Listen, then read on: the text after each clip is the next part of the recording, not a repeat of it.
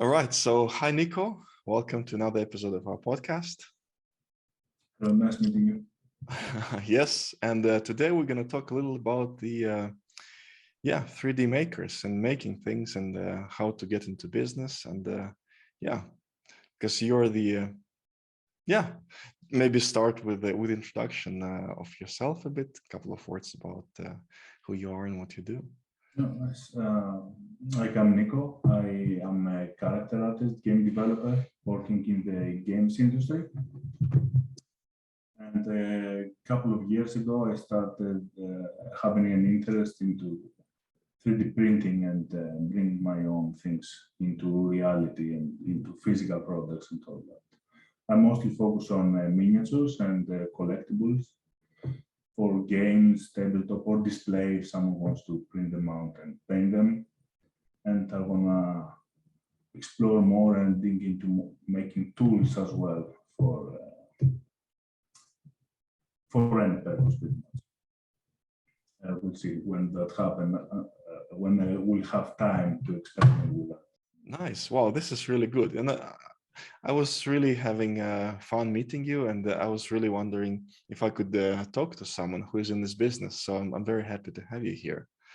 And yeah, maybe the first question I have would be, how did you start and how did you end up in this? Because being a game developer or character creator, artist is cool, but then it's still a huge step moving forward to your own kind of business. Yes, exactly. It's still early.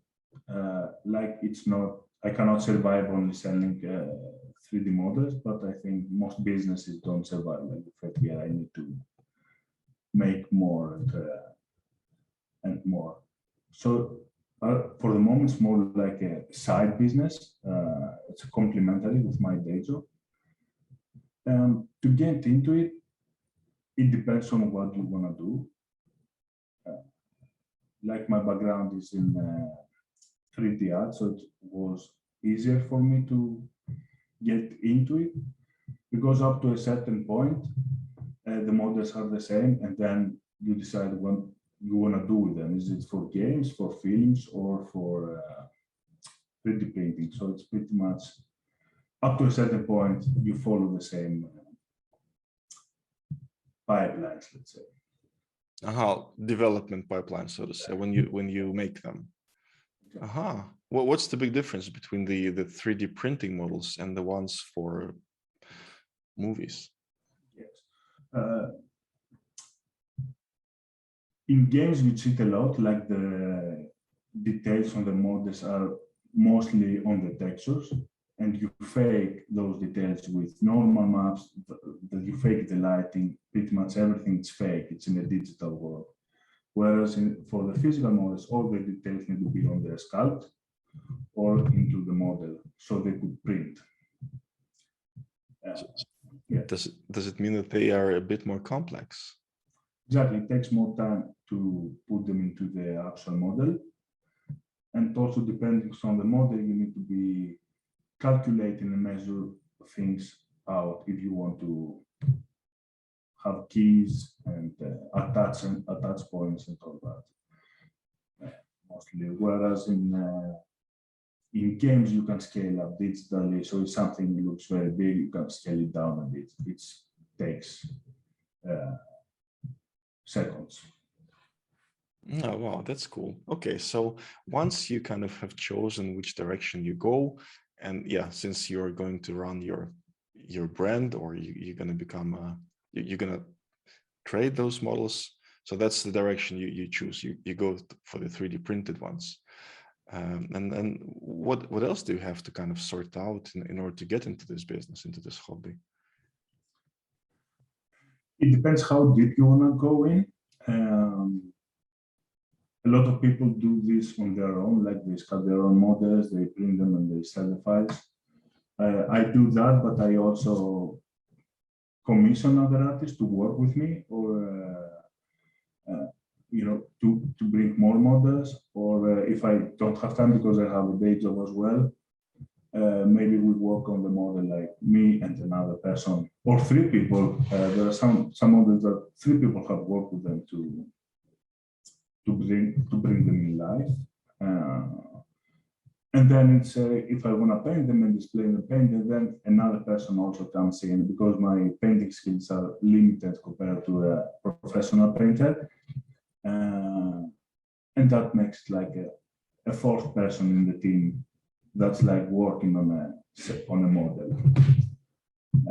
There are people that do that on their own, like they prepare the model for printing, everything, print it out, painting, display it. I'm not sure I have the time for this because it also depends on what kind of models you want to make, depending on the details, quality, scale. Some models might take a week, some models might take 2 months, so it depends. Others might take even more if it's for a statue, like a sideshow collectible statue quality. That takes a lot of time to sculpt, read it. So basically, you have to define your direction. You have to maybe find people who you cooperate with. You have to have the skills to build the models, of course. And then, I mean, the important part is how do you sell them, right? The business kind of part of it. How does that work? What do you need? Where do you start there, and how do you do it? You can sell them on your own website if you want to build it and have a store. The downside with that is that you need to have a big hard drive space. The models are like huge in size, in file sizes. So it gets very expensive. You want to do it in your own website. But there are websites out there that sell digital products. One of the most popular ones, like My Mini Factory and Thingiverse. As of now, I think My Mini Factory mostly focuses on tabletop and miniatures and games. A lot of creators are there, whereas Thingiverse also has tools and everything related to 3D printing files, like tools, entertainment, whatever you want, like games, gadgets. And then there are also CG Trader, Cult 3D, and a lot of other players. Like if you Google, find 3D models are like a huge, it's an ocean out there. The tricky thing when someone wants to sell their files is read the rules and guidelines of the marketplace they want to post their stuff. Because I don't want to post something and lose my IP or the copyrights for someone else to use it. So My Mini Factory, I have my product solely on My Mini Factory, gives nothing to the buyer. I have all the copyrights, everything. So the buyer only can buy the model, print it, and have it for themselves to play, paint it, or anything. So they're not allowed to sell any physical or digital files unless I give them a license that I have given to shops to use my files to sell physical prints to their customers. So that's also this route someone can take. So which ones would you recommend then to use for, like, beginners? I guess My Mini Factory, right? I think, yeah, My Mini Factory is the safest because, as I said, it doesn't get very complicated into the rules and the guidelines. It says all the rights belong to the creator. You are to use the models for your personal use, and that's it. Whereas other websites allow people to use the model for 2,000 sales or 3,000 views, or they can incorporate it in another product. So there are people that get the models, put them into a bundle, and then the product becomes part of the bundle, which is allows them to sell it. Yeah, this is a super sensitive topic, especially for the artists. Exactly. But it's piracy that you have to. So My Mini Factory, they have pirated my models before, like, so when I contact them, they help me also. They send an email to the people or to the platform that my models are posted, and they say, oh, this guy doesn't have a license to sell the models, so they bring the listings down. So they handle the legal part for the Yeah, artist in exactly. a good way. Oh, this is super important, super interesting, and a very good point to start. But then, yeah, I guess that's kind of the first steps you do in order to start your own kind of little business. What are the current challenges that you have then here? You have to find what kind of models you want to make. As of now, for example, for me, I'm focusing on historical models for 3D printing. A lot of people do fantasy and sci-fi, and others do Marvel or some IP related content, which is kind of illegal if you don't own the design IP. Even if you design your own character, which looks similar to the Marvel hero, that's still illegal, or? Exactly. There is a point that you have to make a different character, like 50% of the character needs to be completely different. If it's Spider-Man, then Spider-Man. You cannot hold an argument and say, oh, my character is not Spider-Man, I sculpted it on my free time and everything.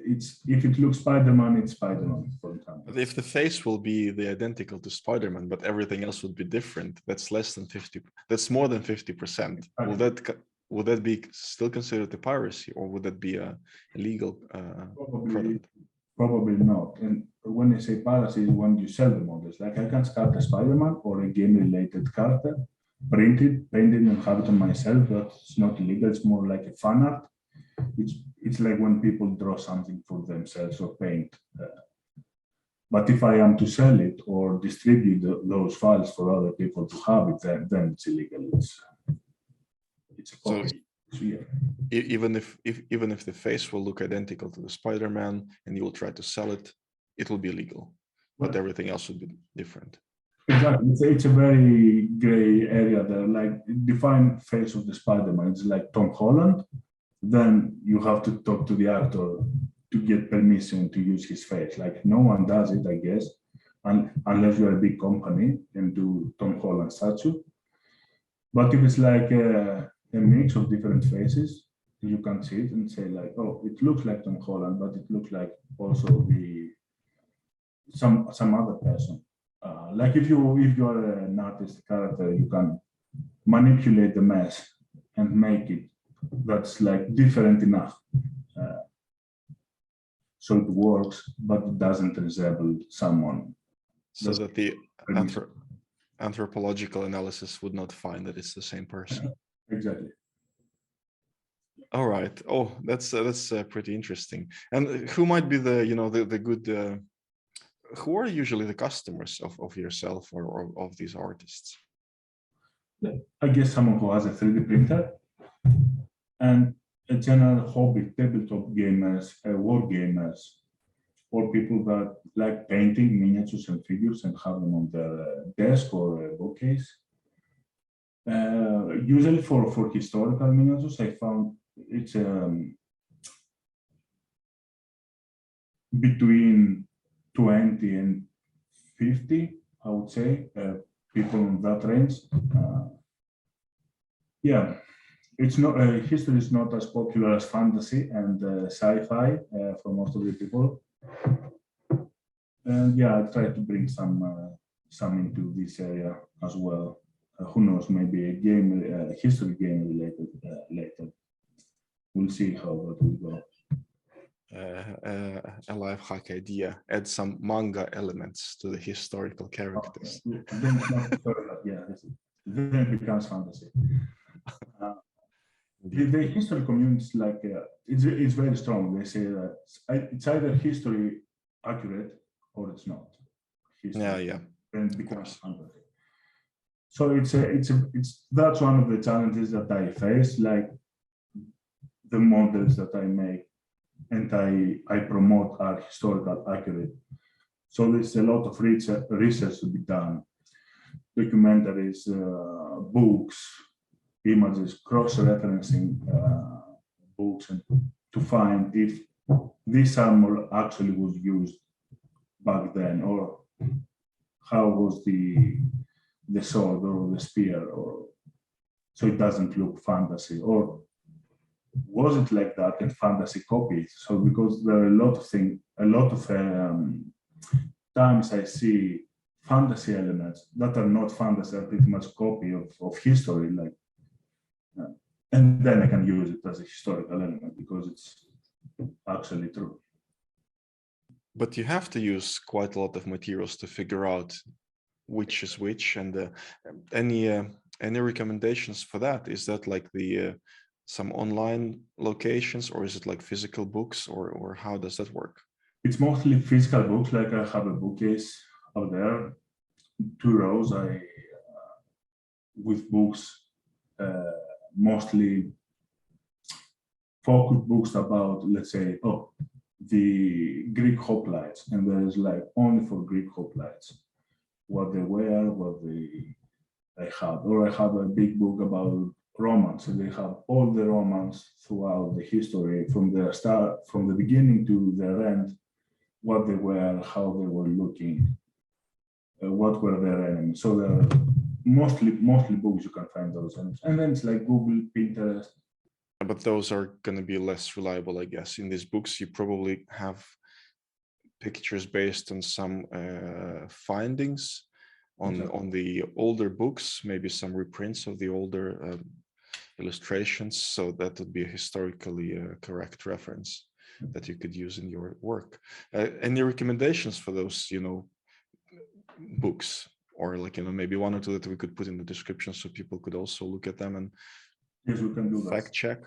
Yeah, like A Nice Publishing, it has a lot of historical books, and then Osprey publishers have also a lot of historical books. Those are my main publishers to go to find. And then DK Publishing also has a lot of historical.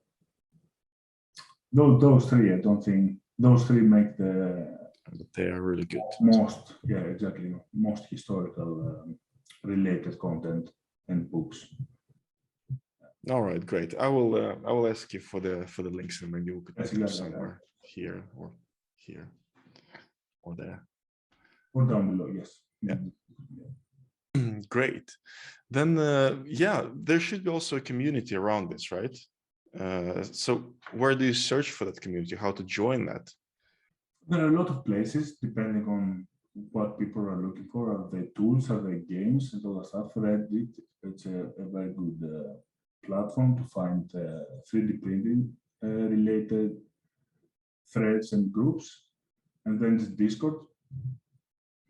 A lot of groups there. Any group there that you would particularly? For example, my mini factory has a Discord group there, and so for creators and for consumers in the same time. So another community, let me open my Discord here and see, it's like Atlas support groups. It's like only 3D printing related, and they help you creating also the supports for your models, how to prepare them to print them. They talk about printers and different kinds of resins and different kinds of printers, some 3D modeling and painting there. So those two mostly follow and read. And then we have STL, 3D print tabletop. It's another good community, and 3D printing in general. It's a good community as well. I'll ask you for the links of those as well. It's very interesting. I could ask you a couple of words about the equipment and the 3D printing. What would you recommend to the beginner to start with? Like, something that he could buy and just do the job. What would that be, based on your experience or your reference, or maybe something from the best recommendations from the community? If someone is looking to print out models or figures for gaming or painting, I think a resin printer would be the way to go because it holds the highest quality and details. If someone wants to print sceneries, I think an FDM printer would be better, and cheaper because resin actually costs a lot. So it's more expensive than the filament, the plastic filament. I have no idea about how much the resin costs. Is per kilo. It is more expensive, I think twice or three times the price. Okay. But because you use them to print models and figures, like for example, I have a prototype here, 75 millimeters here, or a bust like this, like this. You'll have to show that, yeah, in more. Wow, that is looking damn awesome. It's very good, and Spend is very good by Matteo, one of the people that I work with to paint the models. Like for example, one bust like that may cost you from 35-40 euros to 60-65 depending on the brand and quality. Per kilo, per liter. No, for one bust like that, if you buy it like as a physical product out there, it's probably going to cost you 35 to 60 euro depending on the brand and the quality and everything. But if you print it, probably costs less than a euro. It's like half a euro or something. Okay.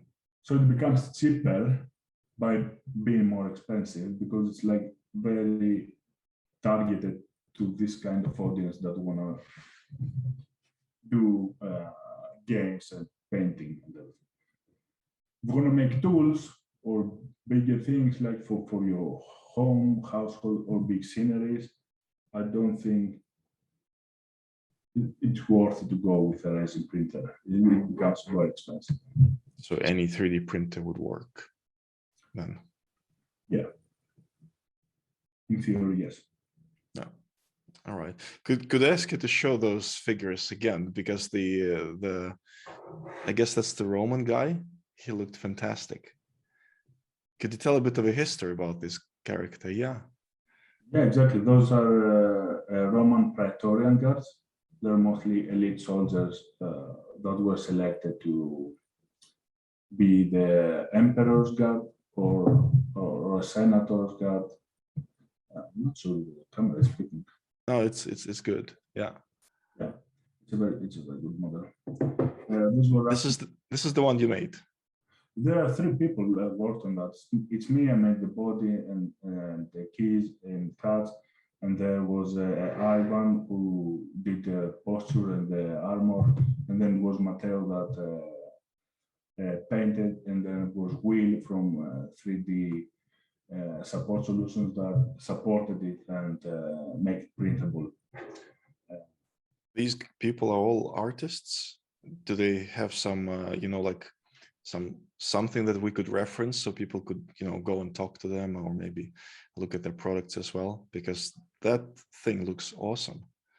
Will that made the support is CEO of the 3D support solutions company, but they also have they do the support for a lot of popular brands. Matteo is the painter. He also has a tattoo shop here in Sweden, and me and Ivan worked in the sculpture, and I also do the art direction because it's mine. I do the art direction and the thing, and I also did the keys and cards because those are like a bit finicky to make it right. Because one thing I'm looking to put in all of my models is like some customizability, like different heads, different arms with different weapons. If history allows it, like I would never make a Praetorian guard holding an axe because that's not what they use. But I have a figure that has both a spear and a sword. So someone or different heads. For example, this one, I have three heads for that past. I have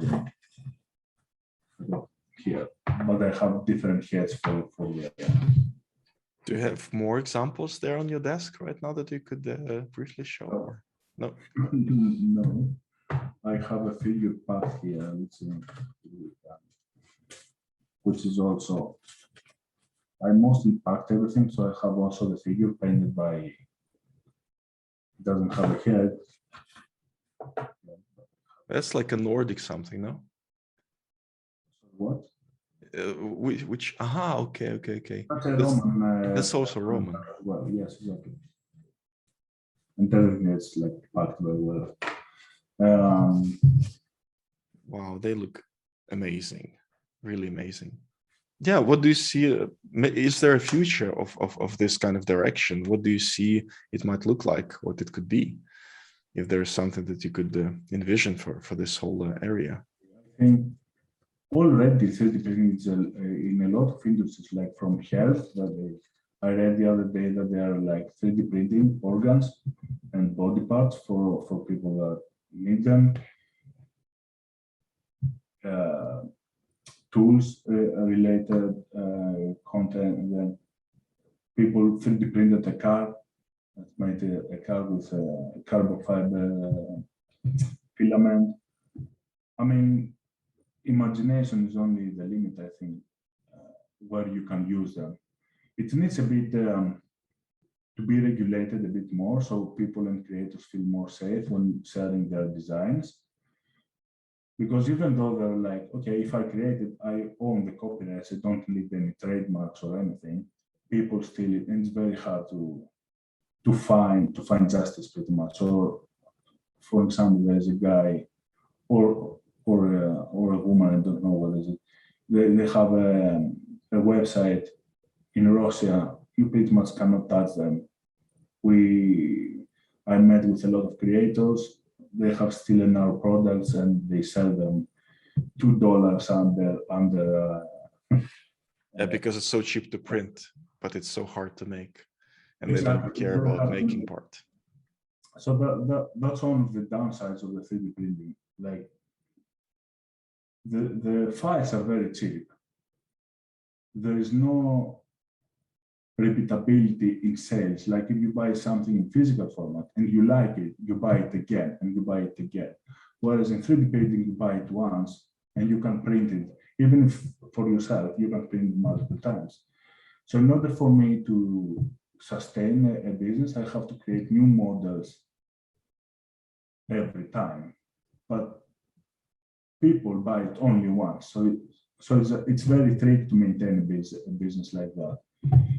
Indeed.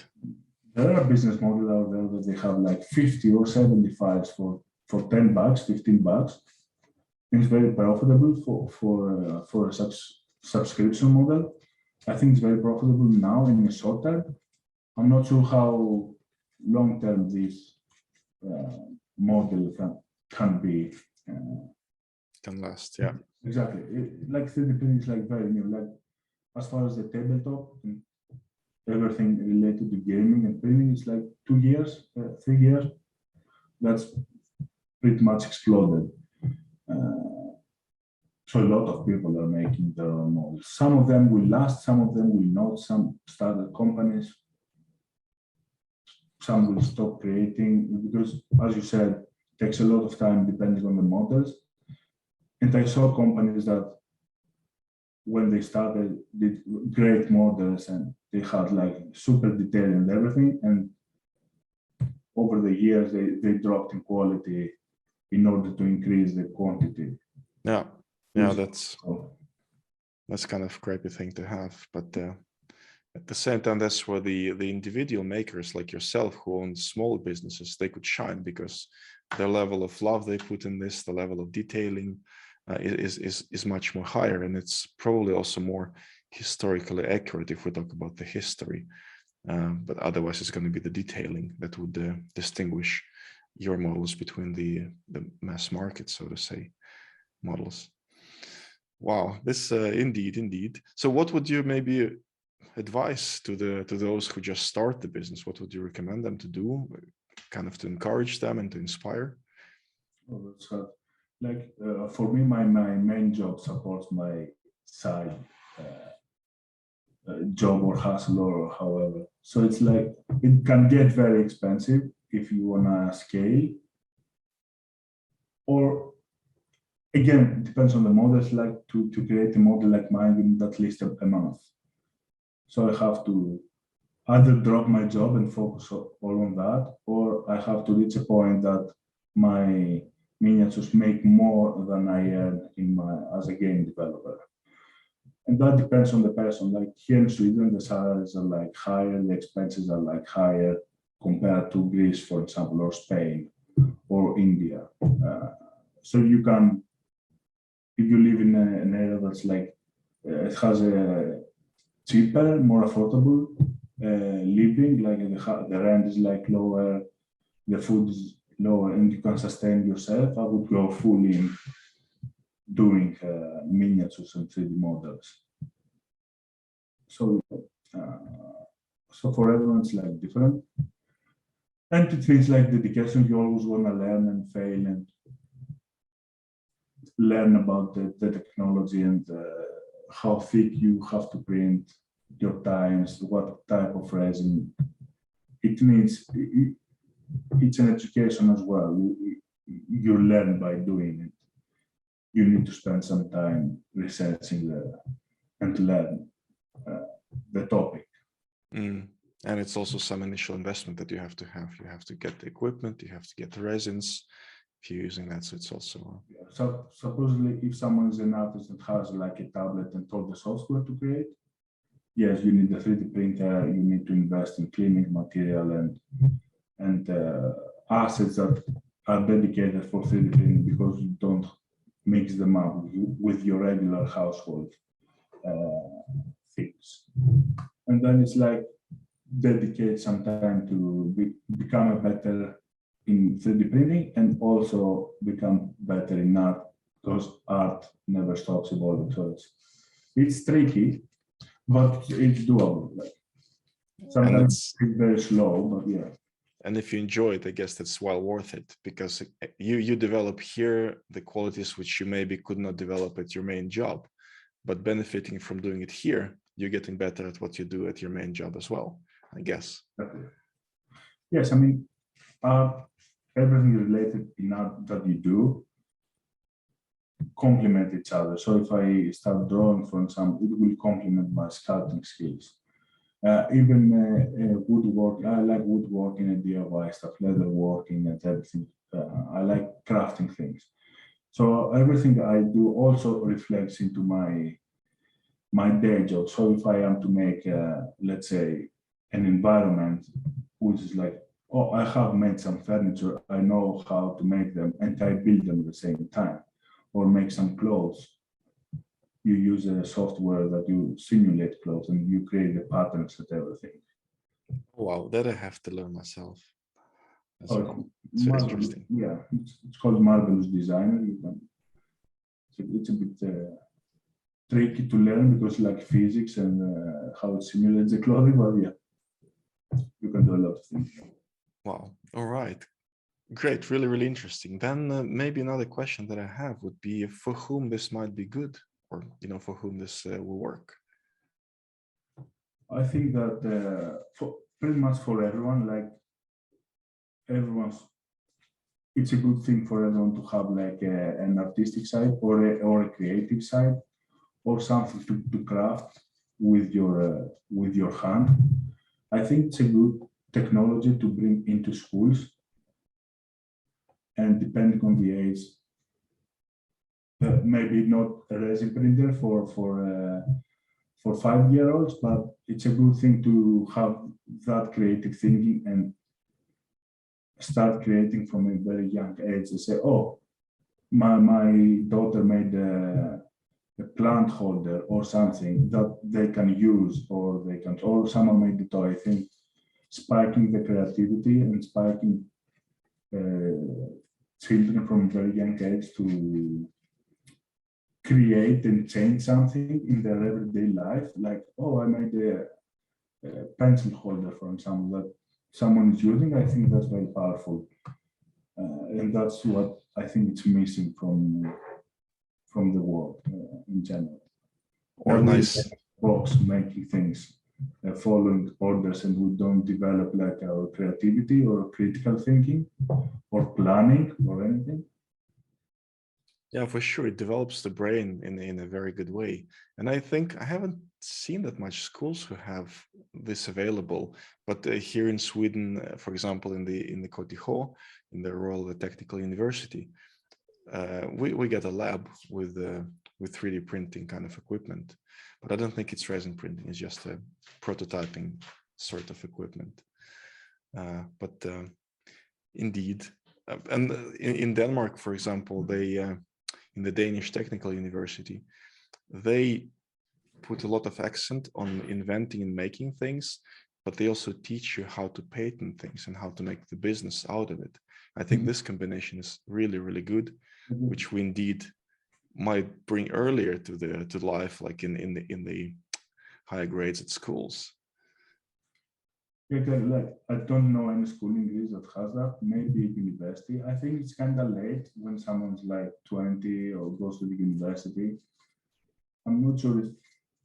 It's very tricky. Like a lot of people are in the university stage, they don't focus on their studies in general. They thought, oh, I left my house, now I'm on another town, my parents are away. For the first 2 years, I will not focus on anything but entertainment, pretty much. Yeah, that's true. That's true. But not everyone is getting successful at life as well. So no, yeah, exactly. So I think like a bit earlier would be more beneficial for people in general. And then there are countries that have no 3D printing at all, even at universities. Like I don't think in Greece they have, or they didn't have when I was like in university there. Indeed. Yeah, but definitely this is good for the what stimulates creative thinking and the creativity. We should have more of it in our lives. So then maybe the last thing I'll ask you is how do people get to your work? How do they find you, and how do they get in touch with you if they need something, or if they would like to buy something of your historical artwork? I have my mods, as I said, on my mini factory. We can share some links below. And if someone wants to find me as an artist, they can find me on ArtStation. I also go with Nico X Art nickname. It's like it's easier because my real name's like big and complicated, so I invented that. Nico meets art, and where meets it's an X, pretty much. Yeah. Nice. All right. Super. I'll share those links below. I'll put the link in the description down below for sure. Well, then I will say thank you so much for joining and for sharing all these really great informations with everyone. And it was really nice to meet you, Nico. Thank you, too. It was a nice talk. Thank you so much, then. Bye-bye. Bye.